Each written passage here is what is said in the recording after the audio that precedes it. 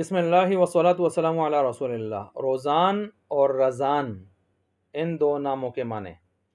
روزان یہ جو لفظ ہے اس کا معنی عام طور پر زندگی یا عمر، اعتماد، اس طرح کے مختلف معنی اس کے استعمال ہوتے ہیں، اور یہ لقب ہے۔ ایک مشہور راوی ہیں محمد بن عبد الرحمن ابو بکر بن خیاط المقری، یہ راوی حدیث ہیں، ان کا لقب ہے یہ، تو یہ نام رکھنا بھی جائز ہے۔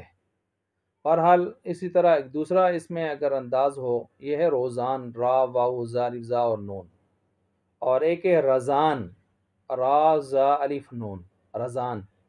رضان عربی زبان کا لفظ ہے اور اس کا معنی ہوتا ہے باوقار عورت، باعصمت عورت، عصمت والی عورت، پاک باز عورت، تو یہ زیادہ اچھا نام ہے رضان۔